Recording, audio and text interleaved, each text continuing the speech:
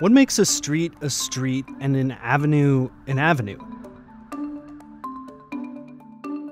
They're not just named at random. There's no rule book for building a city, but there are naming conventions that are surprisingly strong, ones you'll find across the world.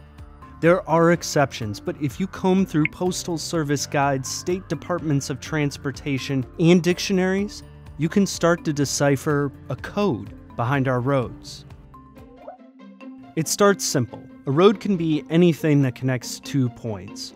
A way is a small side street off of a road, but then things build up.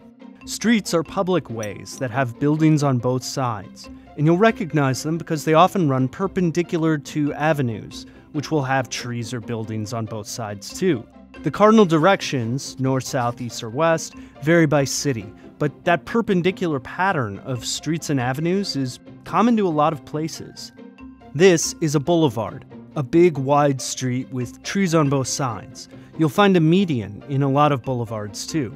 It's basically the opposite of a lane, which is a narrow road, often in a rural area. A drive takes its cues from the environment. It's a long winding road that might have its route shaped by a nearby mountain or lake.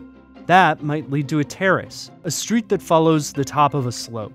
A place, however, is a road or street with no throughway, basically a dead end. Meanwhile, a court will end in a circle or loop without a throughway. It's like a cousin to a plaza or square, an open public space that's surrounded by businesses or streets. And all of these roads connect to the wider world. A frontage road, or access road or service road, runs parallel to a larger road, providing local access. That larger public road might be a highway, a major public road that connects larger cities. An interstate is part of a highway system, but it's defined by being a federally funded network of roads. It often goes between states, but it doesn't have to. Hawaii has Interstate H1, and you don't want to take an interstate to get there. A turnpike is part of a highway, but it usually means you'll hit a toll booth, while a freeway is distinguished by size, with 2 or more lanes on each side.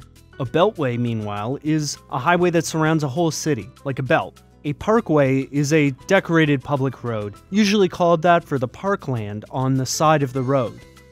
Want to know why you drive on a parkway and park on a driveway? Parkways were originally more pastoral, and they had that parkland on the side, and driveways were often longer, making them ways off of drives. A junction is where 2 roads cross. In an interchange, it's at a different height, while at an intersection, it's at the same height. Causeways are different raised roads that pass across low or swampy ground, or water.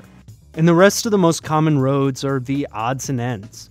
Crescents are winding roads that usually resemble, well, a crescent, and often attached to a road at both ends. An alley is a small pathway between buildings, which might not be drivable.